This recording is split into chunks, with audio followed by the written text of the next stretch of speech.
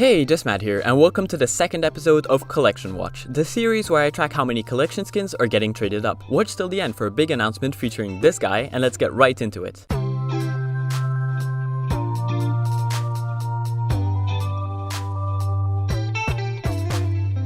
If you want an explanation of how I get these numbers and of all the limitations that come with them, check out the first episode where I go in depth about all of that. Let's just get straight into the results. The two collections from the first episode are the Norse Collection and the Havoc Collection. Let's start with the Norse Collection. 14 Gungnir's have been traded up over the last 2 months, so it seems quite low actually. This represents an increase of 0.44%. But of course, since Operation Shattered Web is starting to be quite some time ago now, it will be 2 years old in November, the amount of skins available to trade up with is quite low. There are only 112 Negev on sale on buff, and they're starting to get expensive, which makes the trade-ups not profitable, and so it makes sense that less and less people do them. The rarity that got increased the most is again the restricted grade, so the trade-up being done the most in this collection is with mil-spec grades, which makes some sense because this seems to be the most profitable trade-up to do, although you still lose money on average. But since people love to gamble, this is not a bad option for that. Another interesting result is the industrial grade results. As you can see, the number of industrial grades being traded up to is very low. I think this is because trading up the consumer grades is not profitable, and most importantly,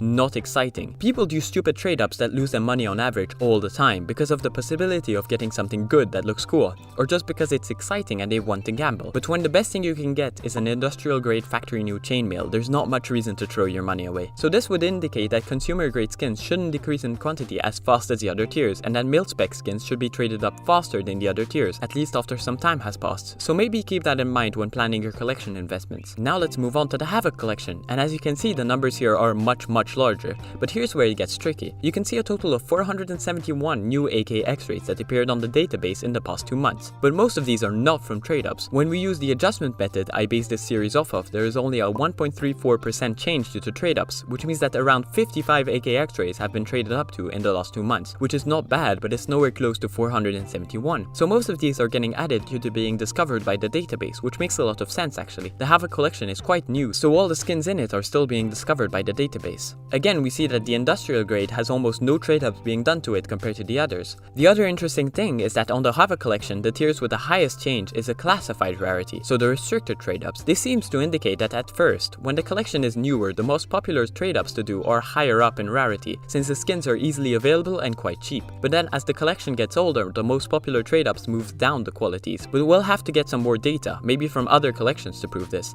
and this segues perfectly into the new collections I have added. I decided to add the Gods and Monsters collection, to get one that's even older than Shattered Web, and also the Control collection, to see if the demand for it is really much more than the others, and also to be able to compare it with the Havoc collection. If you want me to add any more of them, just leave them in the comments below. And now for the announcement. I'm happy to announce the opening of the long requested Felts is JustMaD Discord server, or JUMP for short. This is a Discord server for you guys and for fans of Felts to discuss investing, ask questions, talk to me and Felts directly, and just have fun. The invite link is in the description. See you there. And finally, let's get into Guess the Game. The winner of last video is Reinade, who saw Nikolai Jancic challenging his first place and would have none of it. As always, if you want to join them, all you have to do is to be first to comment the 2 pro teams that played in the game you see in the background. And that's all I have for you today. Thanks a lot for watching.